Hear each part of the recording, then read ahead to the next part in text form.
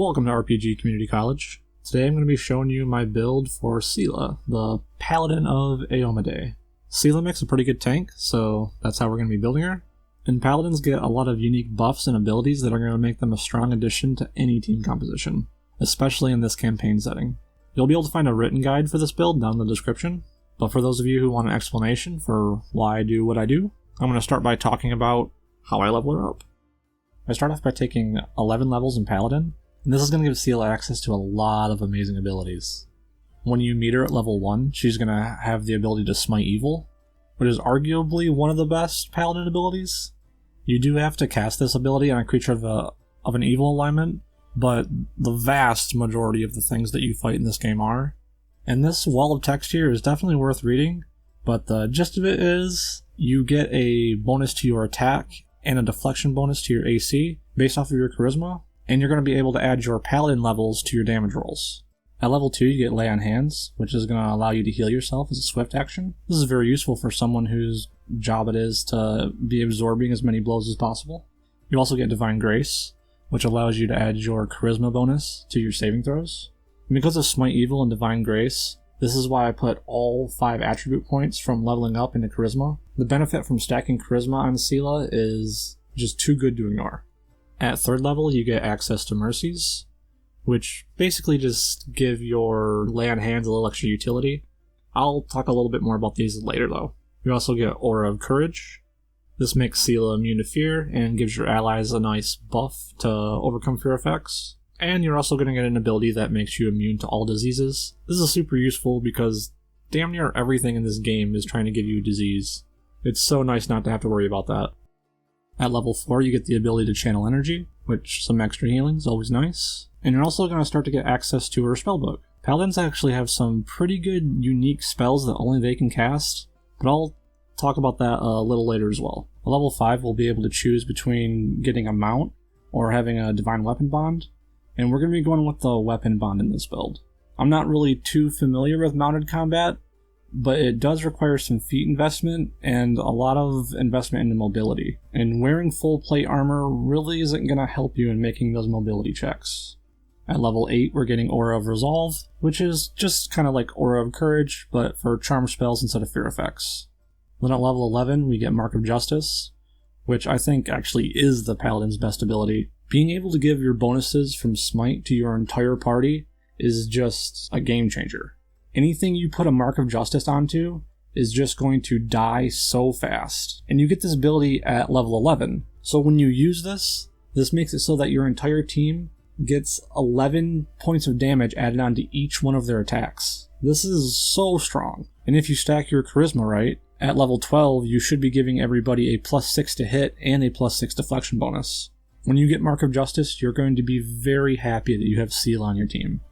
But for the next 5 levels, we're going to be doing a little bit of min-maxing. Paladins are awesome, but they do have some problems. One of them being that they don't really get that many feats, and investing a handful of levels into Fighter is going to fix that. We also take the Tower Shield specialization archetype because it synergizes with what we're trying to do here, which is turn Seelah into a tank. Investing 5 levels into Tower Shield specialization is going to allow us to get rid of the attack penalty from using Tower Shields, and of course it's going to give us the ability to wear them. And it also increases the maximum dexterity bonus that we're going to be allowed to add to our AC, which is important because armored tanks definitely do have problems getting a lot of touch AC. And it's not that they can't get a lot of touch AC, they have to work a lot harder for it than unarmored tanks do.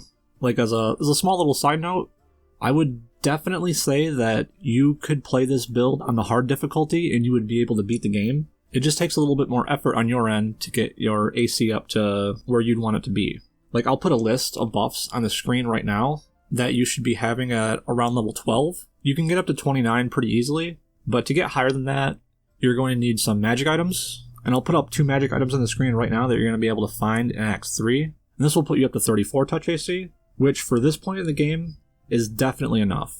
And I would say the people who need the touch AC the most are the people going down the Angel Mythic path, because one of the quests that you do, you're going to fight enemies that target touch AC, and if you're on the Angel Mythic path, you're going to be giving her an additional +3, which will put you up to 37, and that is plenty. Especially for a level 12 character, getting your touch AC that high is pretty awesome. You're not going to have any problems, even on the hard difficulty. I would not play this build on unfair though, but hey, there really isn't many builds that can. But anyways, for the last 4 levels, we go right back into Paladin, and we mostly just do this to get access to those sweet level 4 Paladin spells, which, let's talk about them right now. The level 1 Paladin spells are actually really good. You have Veil of Heaven and Veil of Positive Energy, and these are going to be giving you a +2 Sacred bonus to your AC against certain types of enemies, those being demons and undead respectively. And a Sacred bonus to your AC is actually a pretty hard bonus to get to your AC, so having these spells is going to be very useful. It's going to be a little tough knowing like what type of enemies you're going to be fighting in the future if you haven't played through the game before, but in Wrath of the Righteous, I'll give you a hint, 9 times out of 10, it's going to be demons. At level 1, we also get Blessed Weapon, which is incredible. It's hard to believe that this is a level 1 spell. It makes your weapon good aligned, so this is going to help you overcome the damage reduction that demons have, and it automatically confirms all of your critical hits. Super useful. You can cast this on any of your DPS, and you're definitely going to notice a difference. And down here, we also have Divine Favor. I would probably just take more casts of Blessed Weapon, but a luck bonus to your attack and damage is worth mentioning. It's pretty good. For the spells I'd use at 2nd level, we've got Aura of Greater Courage. This is just going to make your Aura of Courage much better. Instead of giving everyone in the Aura a plus to their saves, it just makes them immune to fear. It's pretty good. This is going to be useful on more than one occasion.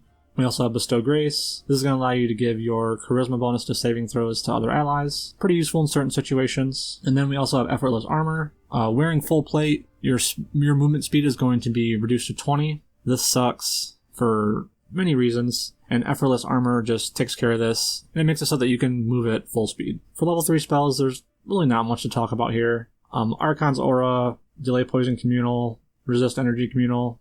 You mostly just take things here to free up slots in other casters' spellbooks. The level 3 spells just really aren't that useful, but the level 4 spells here are actually really good. There's so many good spells in here, but for the best one, there's really no competition. It's Eagle Soul. This spell is so good. +2 Sacred bonus to AC, +4 Sacred bonus to Strength, Resistances, which is eh. You also get a +5 Sacred bonus to your Persuasion checks, which we will be making use of. For your level 4 spells, just get as many casts of Eagle Soul as you can. It is by far the most useful.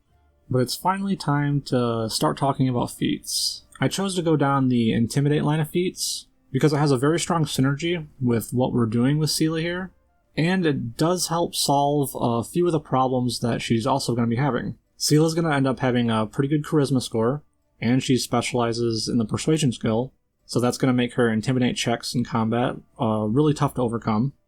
And this will put the Shaken debuff on the enemy, which gives them a -2 to their attack, which makes her even harder to hit. Great for a tank. But because she is a tank, she's going to be using Fighting Defensively, and this gives her a -4 to her attack. And this really sucks. This is the main reason why Seelah is going to be missing a lot of her attacks. On top of having to use Power Attack to proc Cornigan Smash, this makes her accuracy even worse. And while her job isn't really to deal damage, if we can fix this problem, I mean we should, right?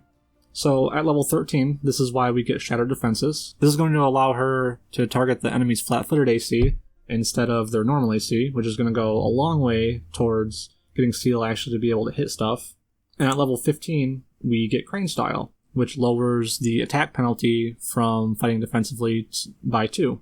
And we only take Improved Unarmed Strike because it's a prerequisite for Crane Style. You don't get anything out of it other than that. It's also worth noting, while it's not on the list of things, at 16, Seelah's also going to get the attack penalty from wearing Tower Shields removed, so her accuracy is even going to be further increased. And like from levels 13 to 16, you're going to start to see a pretty big difference in the amount of damage output that Seelah is going to be bringing to the table.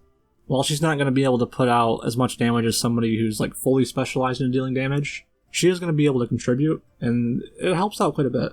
Feats like Intimidating Prowess, Skill-Focused Persuasion, and Persuasive are going to make her Intimidate checks even harder to overcome. I know I've talked a lot about how important Charisma is on Seelah, but Strength is really good too. It's going to increase her attack and her damage, and with Intimidating Prowess, it makes her Intimidate checks even harder to overcome. Improved Critical is really strong. I mean, pretty much any character that deals damage with a weapon is going to want to get improved critical. It's just too strong not to get, especially with the mythic improved critical. You just can't ignore it. And outflank is a really nice teamwork feat to get on there. Pretty much all melee characters want to get this. And like it says here, you can get it earlier if you want to. It'll slow down her feat progression a little bit for things like Cornigan Smash and improved critical, but it's not really that big of a deal. Shield Wall is also another good teamwork feat you could take on her, but I really wouldn't take it until later on. Like, all the feats that she gets up until level 15 are pretty important. Like, Shield Wall is something I would get at level 17 or 19, and that's only if you have another character that, can make use of it as well. But next we have Mercies. If you remember from a little bit earlier in the video, these give your lay on hands a little extra utility. You're able to cure all of these ailments when you heal people with lay on hands. These are the ones that I think are the most useful, but if you want to get different ones, it's fine. It really doesn't have that big of an impact on the build. You're not going to screw anything up. Alright, and the last thing I'm going to be talking about are Mythic Levels. For level 1, we get Rupture Restraints. There's nothing more annoying than when your main tank gets paralyzed. That's pretty much guaranteeing that you're going to have to reload the game. And you're going to be getting this ability right before Act 2, where pretty much every area you go to, there's just something trying to paralyze you. You're going to be getting a lot of mileage out of this ability as soon as you get it. Next we have Shield Focus Mythic, and this is pretty much the thing that actually makes playing an armored tank viable. Being able to add your shield's AC bonus to your touch AC is huge. Without it, you really couldn't be playing on the tougher difficulties in the game. And like I've said before, Seelah's going to be missing a few attacks, so Thundering Blows is going to be a very strong pickup. I wish we can get this earlier, but Rupture Restraints is just too good to pass up. Then we have Improved Critical Mythic. More damage is always nice. At level 5 we get Last Stand. Because Seelah can heal herself as a swift action with Lay on Hands, she'll also be able to channel energy in the same round, and you'll also be able to hit her with another heal from somebody like Cecile or Darren, and this should be enough healing to prevent her death. For the 6th level we get Destructive Shockwave. This is just a little bit more damage if she did happen to miss an attack. 7 we get Inspirational Leader. Just a nice party-wide buff. You would probably like somebody in your party to have it, and Seelah's a pretty good candidate for that. At level 8 we get Flawless Attacks. Just makes her attacks a little bit more accurate. 9 we have Additional Smite Evil. It does exactly what its name suggests. Then 10 Power Attack Mythic. Just more damage. But that's going to be all for this video. If you'd like to continue your education, enrollment here is free. All you gotta do is like and subscribe. Thanks for watching, and I hope you learned a thing or two. I wish you the best of luck in all of your endeavors, and I hope to see you again soon.